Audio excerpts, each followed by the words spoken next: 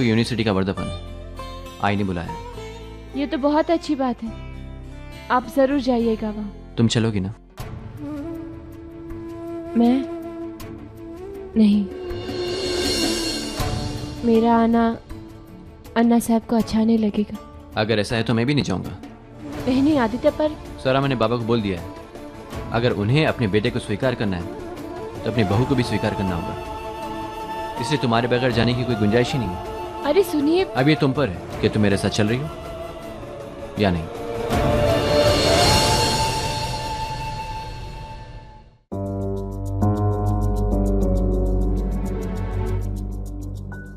रागिनी, मेरी examination papers की file थी यहाँ पे।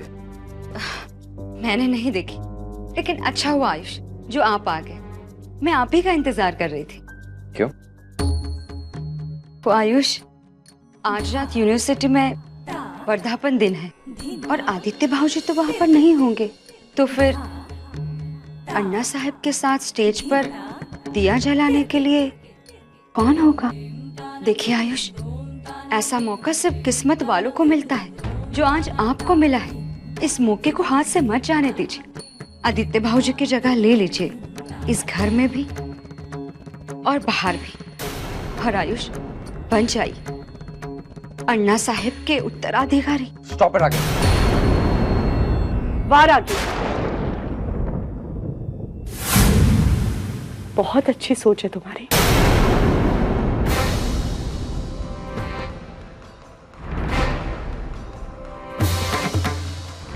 कहते हैं कि बहुएं घर बनाती हैं, लेकिन तुमने तो बुरा समय देखकर घर की नींव पर घाव डालना शुरू कर दिया। नहीं नहीं आई साहब, कुछ मत बोलो रागिनी, कुछ मत बोलो। अब मैं बोलूंगी और तुम सुनोगी।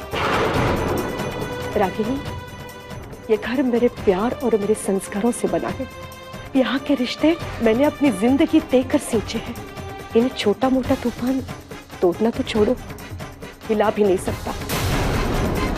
रागिनी, एक औरत चाहे तो घर को जोड़ सकती है या तोड़ भी सकती है। लगता है तुमने घर को तोड़ना ही सीखा है, ना कि स्वरा की तरह रिश्तों को बनाए रखना। और सुनो, मेरा बड़ा बेटा आदित्य आज की फंक्शन में आ रहा है। उसके लिए अपने बाबा का मान सम्मान और इज्जत उतने ही मायने रखते हैं। उसका इस घर के लिए प्यार तुम्हारी तरह दिखाऊ और खोखला नहीं है, समझी तुम?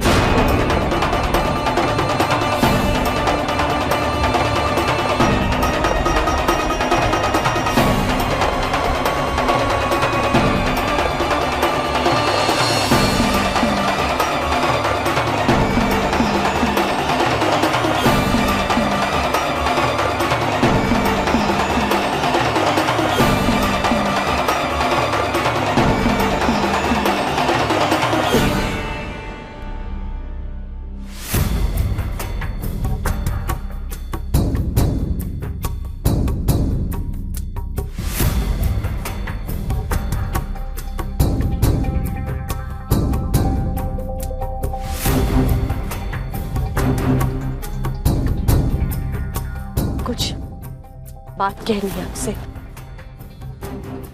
आदित्य आज आ रहा है।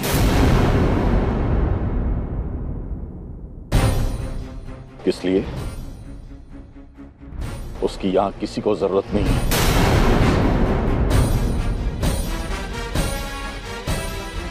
शायद उसे आपकी जरूरत हो, इसलिए आ रहा होगा।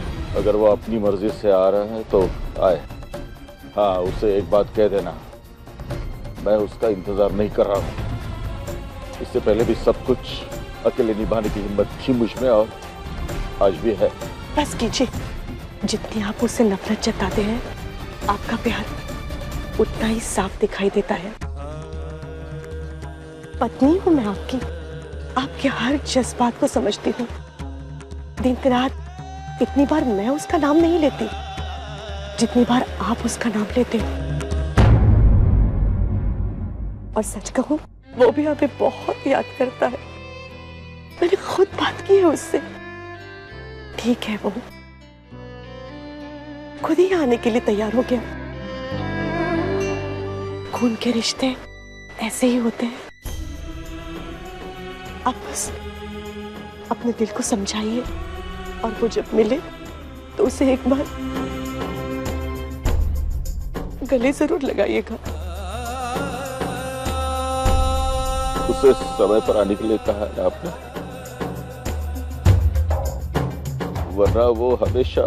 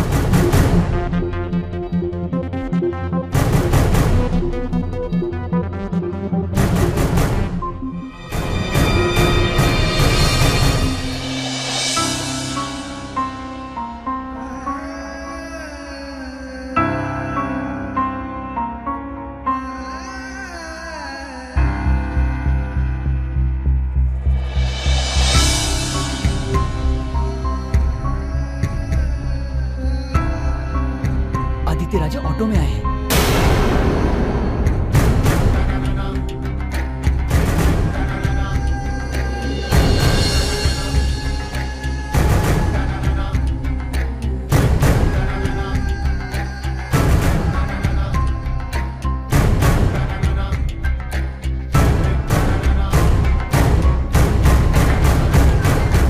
गाड़ी वाड़ी कहाँ गई इनकी? कहीं अन्ना साहब ने अपनी प्रॉपर्टी से बेदखल तो नहीं कर दिया इन्हें? भाई हमने तो सुना है बहू को लेकर कुछ कहा सुनी हो गई है बाप बेटे में। अरे यार, बाप बेटे में तो अनबन चलती रहती है, लेकिन इसका मतलब ये तो नहीं कि बाप को इस तरह छोड़ के चले जाए। अन्ना साहब की इज्जत का कुछ तो ख्याल रखना चाहिए था आदित्य राजे को। आप बिल्कुल सही कह रहे हैं। हाँ,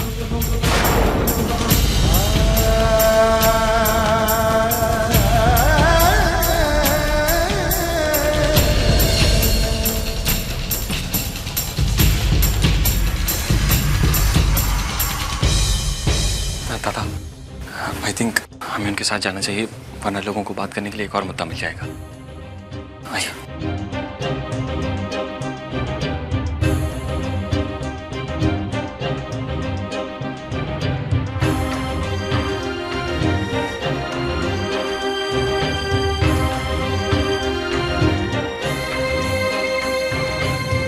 आज आदित्य राजे देशमुख यूनिवर्सिटी का 12वां वर्धापन दिन है और इस दिन के उपलक्ष्य में इस यूनिवर्सिटी के संस्थापक अन्ना साहब देशमुख स्वयं अपनी पूरी फैमिली के साथ हमारे साथ विराजमान हैं। देशमुख परिवार आज तक अपने आप में एक आदर्श परिवार की मिसाल कायम करता रहा है।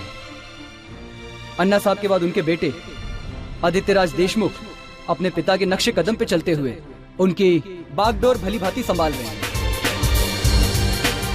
आज पूरा कोल्हापुर इस पिता और पुत्र की कामयाबी और उनके योगदान के लिए सलाम करता है।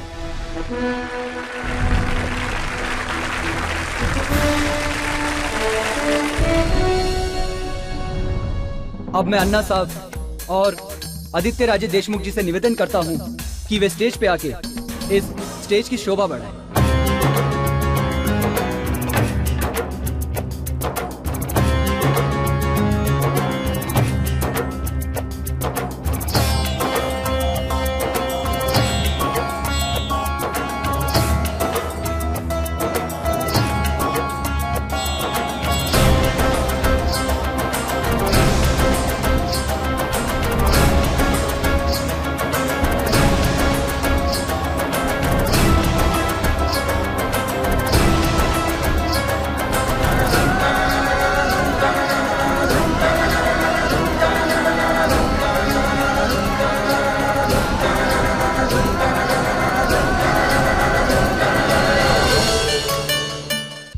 आदित्य राजे मेरे यहाँ नौकरी मांगने के लिए आए थे। स्वरा, बेटा बैठो ना।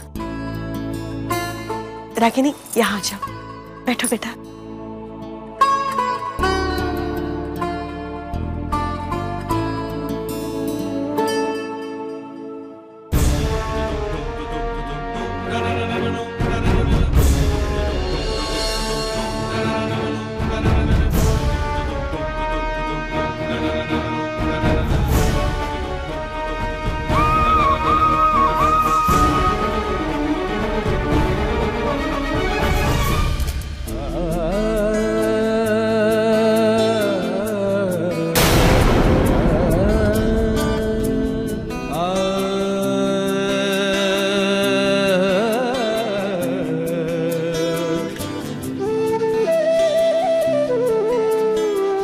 अब मैं अन्ना साहब और आदित्य राजे देशमुख जी से निवेदन करूंगा कि वे दीप प्रज्वलन कर इस कार्यक्रम को आगे बढ़ाएं।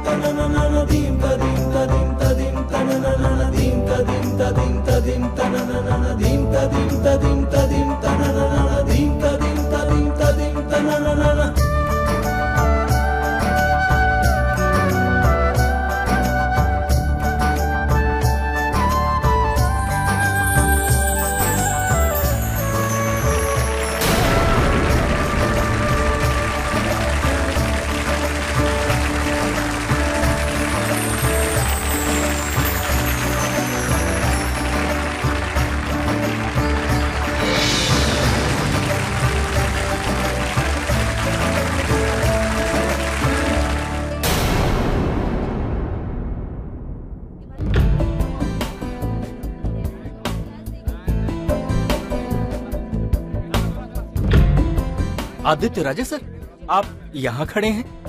सारे वीआईपी का खास तौर पर वहाँ पर इंतजाम किया हुआ है, आप प्लीज वहाँ ज्वाइन कीजिए।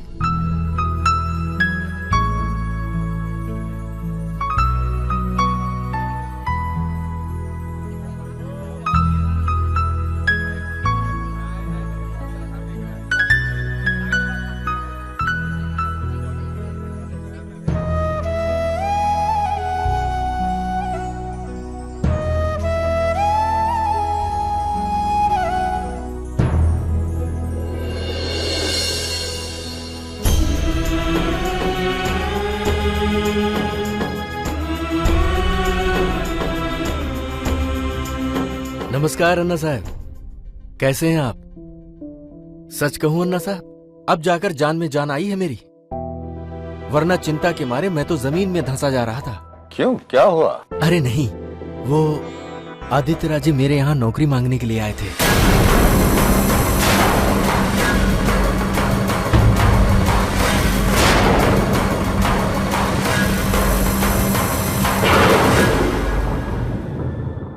अब हमारा आपका रिश्ता तो कई साल पुराना है, आपने न जाने कितने काम कराए हैं मेरे, फिर आपके बेटे को ना कहने का तो सवाल ही नहीं उठता। मैंने फौरन हाँ कर दी, लेकिन पता नहीं उन्हें क्या हो गया, कहने लगे मैं अपने बलबूते पर नौकरी करूंगा, अपने बाबा के नाम से नहीं। फिर नौकरी छोड़ के चले गए। एक पल के लिए मुझे ऐसा लगा कि मुझसे कोई गलती हो गई है, लेकिन अब आप लोगों को साथ देखा। आपको टेंशन लेने की कोई जरूरत नहीं है, सब कुछ ठीक ठाक है। आप तो जानते हैं जादव साहब, आजकल के नौजवान अपने रास्ते खुद बनाना चाहते हैं, तो आदित्य ने भी हाँ मिस्टर आदित्य राजे, अब आपकी उस बात का मतलब मुझे समझ में आ रहा है कि आप अपने बाबा का नाम क्यों नहीं लेना चाहते थे। नहीं, मैं तो वो कुछ कहने की जरूरत नहीं है, सब समझ गया हूं मैं। बाकी अन्ना साहब, अब चलता हूं। अच्छा, मैंने एक फाइल पार्टी ऑफिस में भिजवाई है, वो काम हो जाएगा ना? हाँ, हो जाएगा। ठीक है, चलता हूं मैं।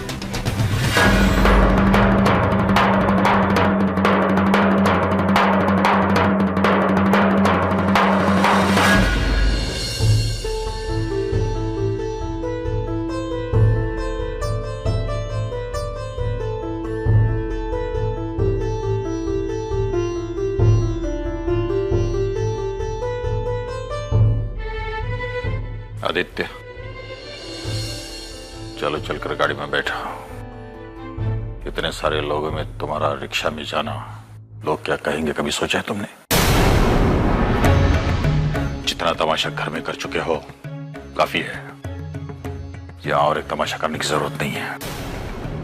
और हाँ, इसे भी कह देना वो गाड़ी में आकर बैठे। बाबा, अगर आप मुझसे कहते कि गाड़ी में बैठ जाओ मुझे अच्छा लगेगा, तो मैं बिना सोचे समझे आपकी बात मान लेता, लेकिन ये सब कुछ आप दुनिया को दिखाने के लिए कर रहे हैं। मुझे आपकी झूठा प्यार और झूठी इज्जत बिल्कुल भी नहीं चाहिए। आपकी गाड़ी से वो रिक्शा अच्छा है जो कम से कम हमें इज्जत से तो घर छोड़ देगा।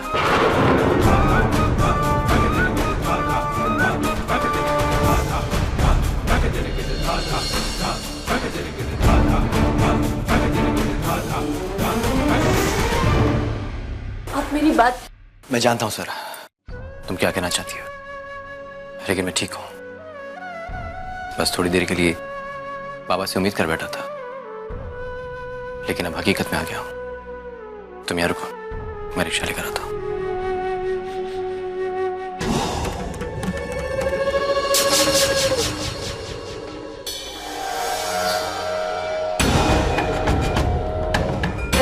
बस बस, कोई जरूरत नहीं है ये नाटक करने की। तुम्हें जो करना था तुम कर चुकी हो। तुमने मेरे बेटे को पूरी तरह से मुझसे अलग कर दिया है। इसमें मेरा कोई नुकसान नहीं हुआ है। जो भी खोया है आदित्य ने खोया है। बहुत दुहाई देती थी ना तुम अपने प्यार की, तो एक बार अपनी आंखें खोलकर अपने पति को देख लो। देखो उसकी क्या हालत हो गई है। कहां से कहां लाकर रख दिया तुमने उसे, जो बिना कालीन के कभी जमीन पर भी नहीं चला।